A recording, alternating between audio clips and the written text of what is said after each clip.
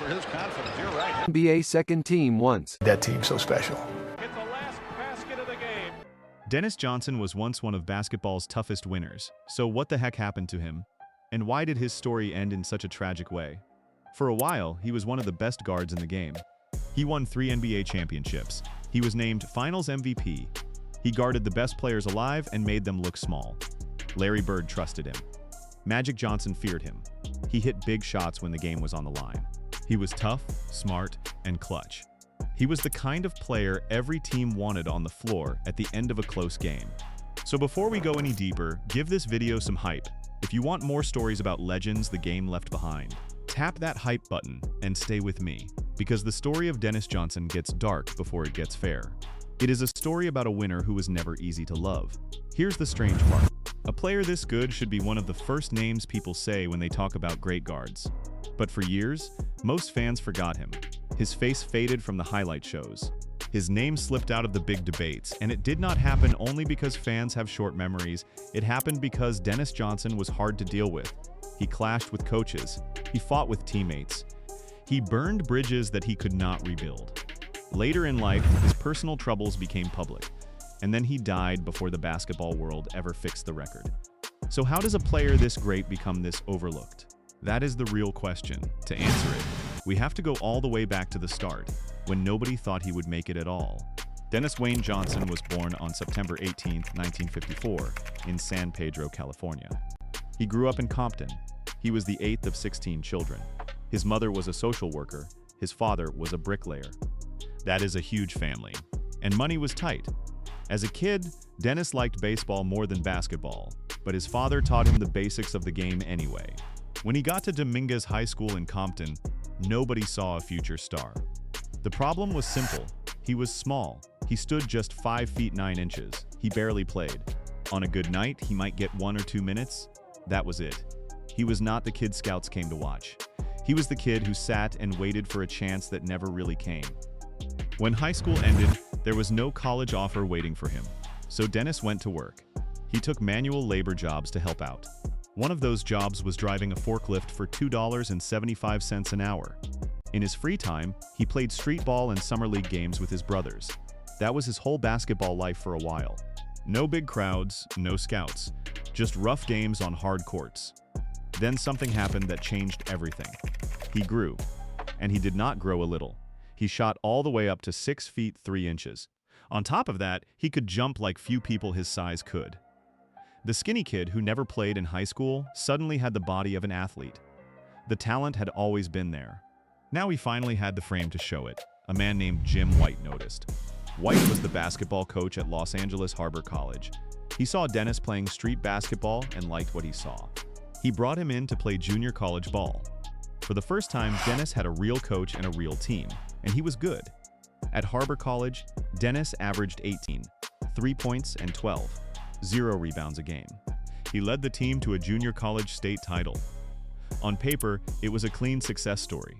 The late bloomer had finally arrived, but there was trouble underneath it. Even here, at the very start, Dennis was hard to handle. He clashed with Jim White, the same coach who gave him his shot.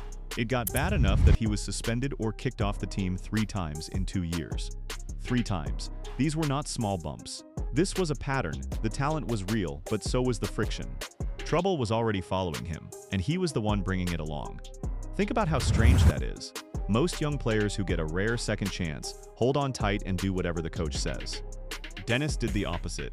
He had the gift and the chance, and he still pushed back hard enough to get thrown off the team again and again. It was not bad luck. It was a choice he kept making, and it would cost him later in bigger ways than a junior college suspension. After 2 years there, Dennis moved up again. He transferred to Pepperdine University for his junior year in 1975. His head coach there was Gary Colson. Dennis only played 1 season with the Waves, but he made it count.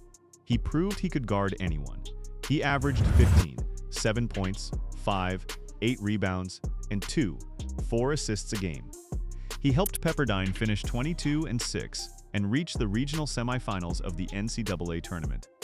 Scouts finally started to take him seriously as a pro prospect. Then his home life cracked. His parents got divorced. His family home was destroyed in a fire. Just like that. The money pressure became real and heavy. Dennis did not have the luxury of staying in school to grow slowly. He declared hardship and entered the 1976 NBA draft. It would be easy to paint this as a kid chasing fame and bright lights, but that is not the full truth, and it is only fair to say so.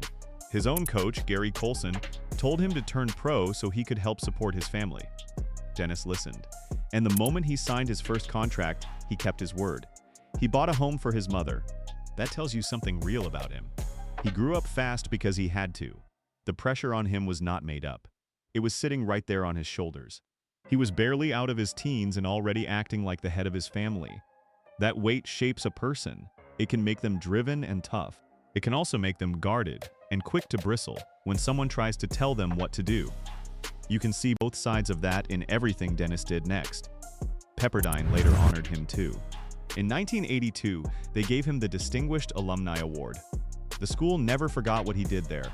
So Dennis Johnson reached the NBA, but how he got there said a lot. The Seattle Supersonics took him in the second round with the 29th overall pick of the 1976 draft. He was not a top pick. He was not a sure thing. They signed him to a 4-year deal that paid him $45,000 in his first year and $90,000 in his last. For a kid who once made under $3 an hour on a forklift, that was a different world. But he still had to prove he belonged. Nothing had ever been handed to him, and this was no different. He was a second-round pick on a team that already had guards. The easy thing would have been to fade into the bench and collect the check. But fading was never his way. He pushed, the way he always pushed, and this time the pushing paid off. At first, he did not start. Dennis began as a backup shooting guard behind Slick Watts and Fred Brown. In his rookie season, he averaged 2 points. Solid, but quiet. He was waiting again, just like high school. Then a change came. Lenny Wilkens took over as head coach during the 1977 and 78 season. Wilkens saw something, and he put Dennis in the starting lineup next to point guard Gus Williams. That is also when the famous nickname was born. The Sonics had a play-by-play man named Bob Blackburn. The team already had a John Johnson and a Vinnie Johnson. To keep them straight, Blackburn started calling Dennis by his initials. DJ, the name stuck, and it followed him for the rest of his life. Now DJ was a starter on a rising team, and in the 1978 playoffs, he helped push Seattle all the way to the NBA Finals against the Washington Bullets. He showed off his defense in a huge way. In Game 3, he blocked 7 shots. That set a finals record for a guard. Think about that, a guard blocking 7 shots in a finals game? It almost never happens. But this is where the story takes its first real cut. Seattle lost the series, and it ended in the worst way possible for Dennis. In the deciding Game 7, he fell apart on offense. He missed all 14 of his shots, every single one. 0 for 14 in the biggest game of his life. That was not a small slump. That was a public collapse on the largest stage in basketball. 14 shots, 14 misses, and a whole arena watching it happen. Picture how that feels. The team needed him most, and his hands went cold at the exact wrong time. A loss like that can sit in a man's head for years. Some players never shake it, the doubt creeps in, and they shrink when the lights get bright again. Dennis had every reason to become that kind of player. That game could have broken some players. It became the first big scar on his name, but it did not erase his talent, and DJ would not let it define him. He came back angry. He came back better. In the 1978 and 79 season, Dennis led the Supersonics right back to the NBA Finals. This time, the ending was different. Seattle won the championship, and Dennis Johnson was the best player in the series. He was named NBA Finals MVP. He averaged 22, 6 points, 6, 0 rebounds, and 6, 0 assists. The high point came in Game 4, when he dropped 32 points in an overtime win. The man who once went 0 for 14 was now a champion and a Finals MVP. It was one of the great bounce backs you will ever see. You would think that would buy him peace. It did not. Even with a title in hand, the trouble came back. By the 1979 and 80 season, Dennis and Gus Williams were fighting. The bickering between the two guards would not stop. It got bad enough that Coach Wilkens decided he had seen enough. He traded Dennis to the Phoenix Suns for Paul Westphal. Read that again. Seattle won a title with Dennis Johnson, and still traded him away because he was too hard to keep around. And here's the part that proves how good he really was. After he left, Seattle fell off a cliff. The next season, the Supersonics won 22 fewer games. 22. Losing Dennis Johnson gutted the team. He was that important. But being important and being easy to coach are two different things, and Dennis was only one of those. And that is the quiet tragedy that would repeat over and over. He was a player you could not afford to lose and could not stand to keep. Coaches wanted his defense and his nerve. They did not want the arguments that came attached to it, so they made the same hard choice. Again and again, they picked peace over talent. They decided that winning with Dennis was not worth living with Dennis. In Phoenix, Dennis changed his game. He became a smarter, more controlled scorer. He carried more of the offense and put up between 14 and 20 points a night. At the same time, he kept playing lockdown defense on the other team's best guard. He was now a complete player. The honors came in fast. In Phoenix, Dennis earned 2 All-Star selections. He made the All-Defensive First Team 3 years in a row. And in 1981, he made the All-NBA First Team. That was the only time in his career he reached that level, and it happened in Phoenix. By any measure, he was one of the best guards in the entire league. But the pattern showed up yet again. It always did. On the court, Phoenix kept winning enough to matter. The Suns reached the Western Conference semifinals in each of his first 2 seasons there. But none of that bought him peace either. In Phoenix, Dennis started to clash with head coach John McLeod. They fought over his role and over how the offense should work. The same story kept repeating. Great player, unhappy fit. And once again, the team decided the talent was not worth the trouble. In the summer of 1983, Suns general manager Jerry Colangelo traded him to the Boston Celtics for center Rick Roby and draft picks. Just like in Seattle, the team that let him go got worse without him. The next season, Phoenix finished 12 games worse, even with Roby on the roster. So twice now, 2 different teams fell apart the moment Dennis Johnson walked out the door. The message was clear. He made teams better on the court. He just kept wearing them out off it. There is one more shadow from his Phoenix days. While he was there, allegations came out that linked several Suns players to a drug scandal. Dennis was caught up in the noise around it, but he flatly denied any part in it. He said he was not involved, and the story did not stick to him the way it stuck to others. We are not here to call him guilty of something he denied, but it added one more dark cloud to a name that was already picking up clouds. So Dennis Johnson arrived in Boston in 1983. And this is where his story turns again. This is the heart of it. The Celtics did not bring him in to be a star. They brought him in to fix a problem. Their general manager, Red Auerbach, had a backcourt that was getting beaten up by strong, physical guards like Andrew Toney. They needed someone who could guard those players and not break. They needed Dennis Johnson's toughness. So Boston traded for his defense, not his scoring. And that meant Dennis had to change again, more than ever before. In Seattle, he was a scorer. In Phoenix, he was a scorer. In Boston, he had to give that up. He was no longer the main man. He became a pass-first point guard. He became a defensive leader. He became the glue next to 3 legends, Larry Bird, Kevin McHale, and Robert Parrish. His job was to make the stars better and to lock down the other team's best guard. Now, it would be easy to call this a clean redemption story. The troubled guard finally finds his home. But that is not quite what happened, and we should be honest about it. Boston did not magically turn Dennis Johnson into a perfect person. What Boston did was control him. They gave him a clear, narrow job. They focused him, they put strong leaders and a strong system around him. That setup hid his worst habits. It did not erase them. It just kept them in a box. The same man who fought coaches in Seattle and Phoenix finally had a place that could hold him. And inside that box, he was brilliant. In his first season in Boston in 1983 and 84, he averaged 13, 2 points and 2 assists. The scoring went down, but the winning went up. That was the trade, and he made it. Then came the 1984 NBA Finals against the Los Angeles Lakers. This is where Dennis showed exactly why Boston wanted him. The series was tight, so Coach Casey Jones made a bold move. Starting in Game 4, he put Dennis Johnson on Magic Johnson, one Johnson guarding the other, and Dennis took over the job. He shut Magic down. He forced him into mistakes at the worst moments. Over the final 4 games, he held Magic to 17 points a game and made him cough up the ball when it mattered. Boston won the title. Dennis did it with defense, not points, and he did it quietly. There was no big scoring night to put his name in lights. He just took the best passer in the world and made him uncomfortable for 4 straight games. That is the kind of work that wins titles and gets forgotten at the same time. It was the perfect picture of who Dennis had become in Boston. He did the dirty job, and someone else got the headline.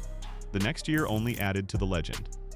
During the 1984 and 85 season, Dennis averaged 15, 7 points and 8 assists. He was running the team and still scoring when needed.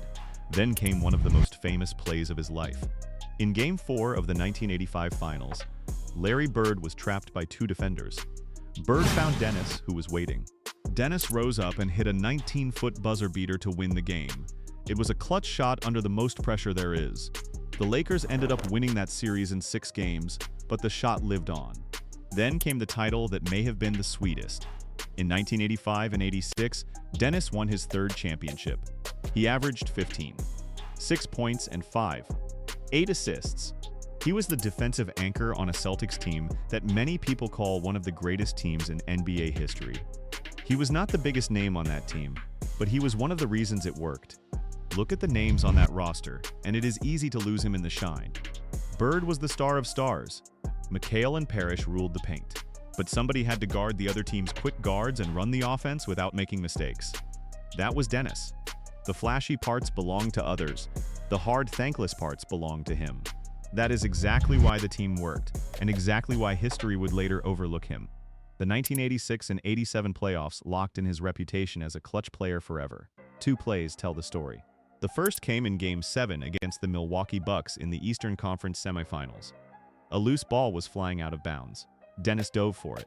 While falling, he whipped it backward in the air, right past the big center Jack Sikma, to keep the ball for Boston. That play saved the possession and sealed the win. It was pure hustle and pure smarts. The second play is the one most fans know. It came weeks later, in Game 5 of the Eastern Conference Finals against the Detroit Pistons. Boston was down by 1 point. There were 5 seconds left. It looked over. Then Larry Bird stole the inbounds pass out of nowhere. He turned and fired it to Dennis, who was cutting to the rim. Dennis caught it and laid it in with 1 second left to win the game. The radio man Johnny Most screamed the call that became famous. Now there's a steal by Bird, underneath to DJ who lays it in. Dennis later said that was his favorite play of his whole career. But listen closely to that famous call again. The name people remember from it is Bird. The steal was Bird's. The shout was about Bird. Dennis is the one who actually scored the basket, the one who won the game, and even here he is the second name in the sentence. That tiny detail says everything about his career. He did the deciding act, and someone louder got the glory. By the 1989 and 90 season, time was catching up. Dennis was 35. He lost his starting spot to John Bagley. But then Bagley hurt his shoulder, and Dennis stepped right back in. His head coach, Jimmy Rogers, called him our glue man. That word, glue, says it all. Dennis retired at the end of that season. When it was over, the praise from the best players was the highest kind there is. Magic Johnson, the man Dennis used to guard, called him the best backcourt defender of all time. Larry Bird called Dennis Johnson the best teammate he ever had. The best teammate from Larry Bird. You cannot get a bigger compliment than that. So if the praise was that high, why did so many fans forget him? That is the next piece of the puzzle, and it matters. The first reason is the one Boston created. In Boston, his role got smaller. He gave up scoring to win. Lower numbers make players easier to forget, even when they are doing the most important work. He also played next to louder, bigger names. Bird, McHale, Parrish, and the whole Celtics dynasty became giants in the public mind. The Lakers' rivalry got huge. All of that grew bigger than Dennis. He was standing in a crowd of legends, and he was the quiet one, and he chose to be quiet. He did not chase the camera. He did not beg for the spotlight. He let the stars be stars. That made him a perfect teammate. It also made him easy to lose in the noise. Years later, when fans argued about the best guards ever, his name often did not even come up. The very things that made him win were the things that made him fade. The second reason is how he played. His best skill was defense, and for a long time, defense did not get the credit it deserved, especially in Hall of Fame talk. Voters loved scoring, they counted points. Dennis built his name on stops, not buckets. He also was not flashy in the way modern fans love. He won with toughness and brains, not with style that ends up on a poster. The third reason is the hardest one. His name had baggage. The fights with coaches, the trades, the clouds that followed him from city to city, all of that quietly chipped away at how people remembered him. So his fade was not pure bad luck. It came from three things together. His role got smaller, his game was built on defense, and his reputation carried weight that he put there himself. After basketball, Dennis tried to build a second life in coaching, and at first, it looked like it might work. He joined the Celtics staff as an assistant coach in 1993 under Chris Ford. He stayed on under ML Carr in 1995. People around the team saw him as the coach in waiting, the man who might take over the whole thing one day. For once, the future looked safe. Then came 1997, and 1997 destroyed almost everything he had built. It was the year that knocked him out of the inner circle of the NBA for good. It started with a power change. In May 1997, Red Auerbach stepped down as president of the Celtics. Rick Pitino took full control of the team. Pitino wanted to rebuild the struggling franchise his own way, so he cleaned house. He fired a big part of the basketball operations staff. That group included assistant coaches K.C. Jones, Dennis Johnson, and John Quister, plus general manager Jan Volk. Just like that, Dennis lost the job that was supposed to lead him to the top. For most coaches, a firing like that is just business. You shake hands and find the next team, but Dennis was not a normal candidate by then. He carried a reputation, and the league has a long memory. Losing this job did not just cost him a paycheck. It pulled him out of the only door that was open to him. But the firing was only part of it. The deeper break came from something else. In October 1997, there was a separate internal investigation. The Celtics looked into an improper intimate relationship between Dennis and a female staff member. After that investigation, the team formally disciplined him and discharged him. This was the real end of his shot at becoming an NBA head coach, not the layoff. We do not need to dress it up or tear it down. We just say what happened, plainly. It ended his path inside the league. There is a sad echo here. Years later, in 2022, the Celtics suspended head coach Ime Udoka over a similar kind of issue. The team has a rule against these relationships, and it has cut down coaches more than once. Dennis was one of the first to fall to it. The damage in 1997 did not stop at the team. It reached one of the most important friendships of his life. That same summer, Larry Bird was hired as the head coach of the Indiana Pacers. Dennis expected a phone call. He thought Bird would bring him on as an assistant. After everything they shared on the court, it seemed obvious. But the call never came. Bird did not offer him a spot. Dennis was deeply hurt. He took it as a personal betrayal. Bird later tried to explain it. He said he thought Dennis was safe and secure in his job back in Boston. He said he believed Dennis wanted to be a head coach, not an assistant. And he said the Pacers front office had already decided to keep the staff small, with only 2 assistants. Maybe all of that was true, but it did not heal the wound. A quiet, permanent rift opened up between 2 men who had made one of the most famous plays in Celtics history. DJ did not just lose a job that year, he lost his way back into the family. And then came the darkest night of all. This part has to be handled with care, using only what the record shows. On October 21, 1997, police were called to Dennis Johnson's home. There had been a violent fight. According to the police report that the Boston Globe published, an argument between Dennis and his wife, Donna, got out of control. The report said that Dennis grabbed Donna by the throat and held a knife to her face. When their 17-year-old son, Dwayne, tried to step in and stop it, Dennis threatened him too. Dwayne ran to a neighbor's house to call 911. Dennis was arrested. A court ordered him to leave the family home. He was barred from contacting his wife. Those are the facts as the report laid them out. We are not here to call him guilty of a crime. The charges were eventually dropped, and the marriage survived. But we are also not here to wave it away. It happened, and it was serious, and his own family lived through it. This night changed how the basketball world saw him. The story of the knife followed his name. It pushed him even further away from the professional circles he wanted back into. And here's a telling detail. When Dennis died years later, most of the big obituaries left this night out. They skipped it. The main person who reported it honestly was Jackie McMullen of the Boston Globe. That silence tells you how heavy this part of his life really was.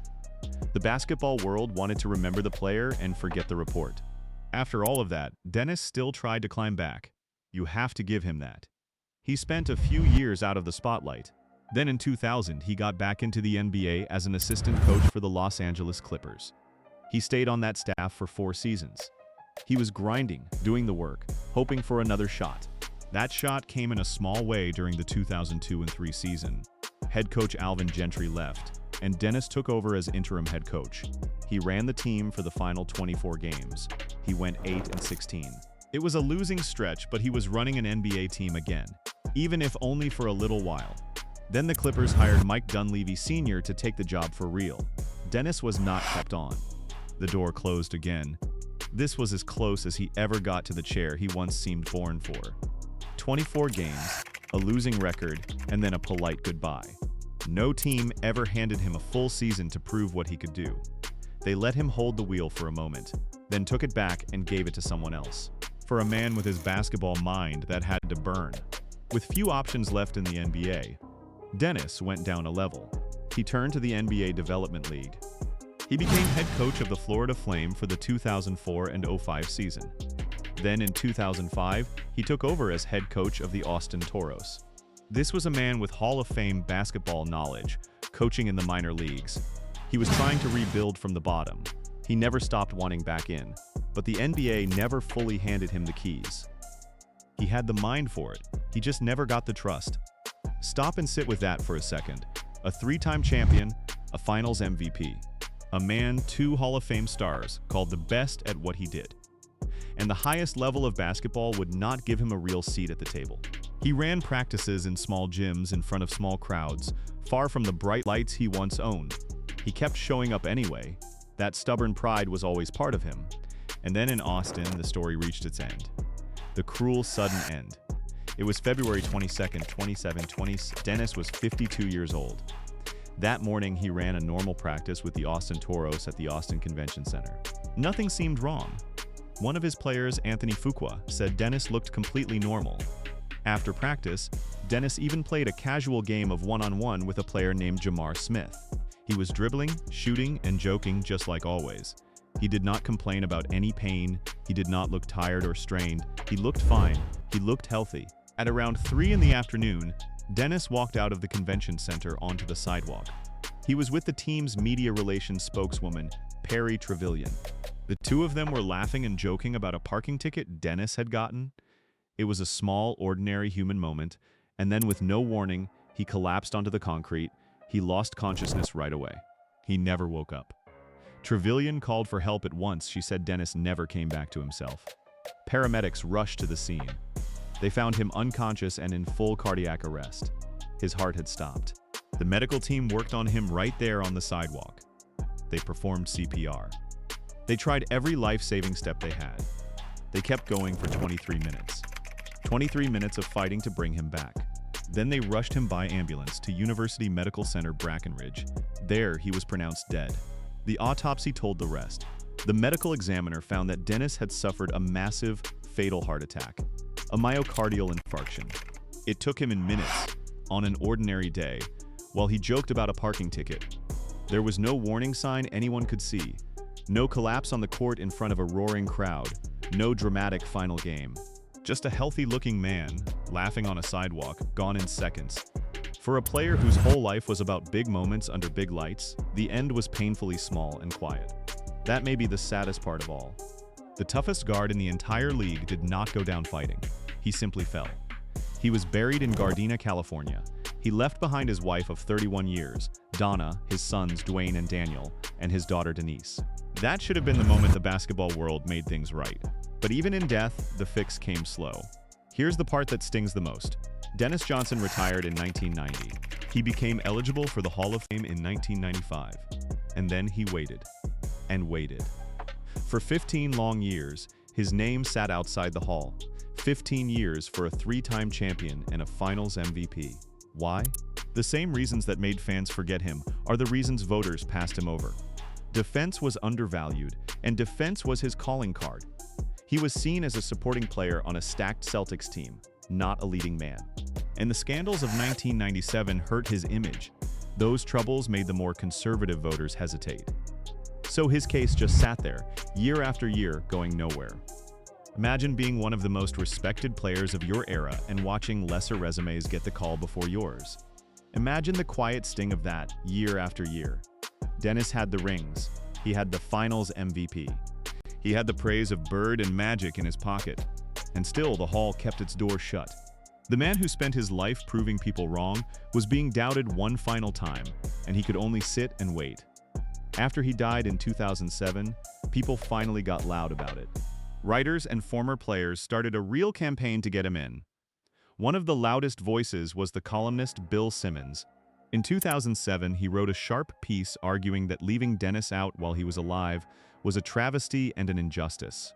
He pointed out that players with very similar resumes, like Detroit's Joe Dumars, got in on the first ballot. And the comparison was fair. Dumars and Johnson both won Finals MVPs and multiple titles. But Dennis had 3 rings to Dumars' 2. He had better All-NBA and All-Defensive honors. By the numbers, Dennis had the stronger case. And yet Dumars walked in easily while Dennis waited for years. It was the same story as always, just told by a different judge. The flashier, easier name went first. The quiet, prickly winner had to wait his turn behind him. He had earned the front of the line and was sent to the back of it. That is the kind of slight that cuts deep even without a box score. Finally, in April 2010, the Hall of Fame announced that Dennis Johnson was elected. The ceremony came on August 13, 2010, but it was bittersweet and everyone knew it. Dennis was not there to enjoy it. He had been gone for 3 years. Doc Rivers spoke about how sad it was that Dennis could not give his own speech. The man who fought his whole life for respect finally got the game's highest honor, and he was not alive to hear the words. The basketball world did try to honor him in other ways. The NBA G League named its Coach of the Year award after him. And back in October 2007, Larry Bird and ML Carr paid to open the Dennis Johnson Learning Center at the central branch of the YMCA of Greater Boston. So even after the rift, even after the silence, the people who knew him made sure his name would mean something in the community. It is worth noting who paid for that center. Larry Bird helped fund it, the same Bird whose silence in 1997 had cut Dennis so deeply. The two men never fully fixed their rift while Dennis was alive. But when it counted, Bird put his name and his money behind keeping Dennis Johnson's memory alive. Maybe that was his way of saying sorry. Maybe it was just respect. Either way, it came too late for Dennis to feel it. So let's go back to the question we started with. What really happened to Dennis Johnson? He rose from almost nothing. A small kid who barely played in high school. A forklift driver who grew 6 inches and learned to fly. He became a clutch champion, a Finals MVP, a 3-time winner. A defender so good that Magic called him the best of all time, but he also fought the people around him. He clashed with coaches in junior college, in Seattle, and in Phoenix. He bickered with teammates. 2 great teams got worse the moment he left, and 2 great teams still chose to let him go. He remade himself in Boston, but only because Boston put him in a box that held him. He became one of the smartest, toughest guards the game ever saw, with a smaller role that hid his worst habits. Then it all cracked after he stopped playing. He lost his coaching path in 1997. His friendship with Larry Bird broke. His personal life spilled into the public in painful ways that his family had to live through. He scraped and clawed in the minor leagues, trying to get back, and never quite did. And then he died suddenly at 52 on a sidewalk, joking about a parking ticket. Only after he was gone did the basketball world fully admit how great he had really been. That is the tragedy at the center of it all. The respect was real, but the timing was cruel. He spent years earning a place at the top, then spent years being told to wait, and then ran out of time before the wait was over. The flowers came, they just came to a grave instead of to his hands. So here's the truth, all of it. Dennis Johnson was flawed, he was not easy. He was not always good to the people around him, and the record shows real damage, but he was also a winner. He gave up his own glory to help his teams lift trophies. He guarded the best and beat them. He hit the shots that decided games. He may have been forgotten by some fans, and he may have made that easier with his own mistakes, but the players who shared the floor with him never forgot. Larry Bird knew. Magic Johnson knew. They knew exactly who Dennis Johnson was. He mattered. He always did. And in the end, the game he gave everything to finally said his name out loud, even if it had waited far too long to do it.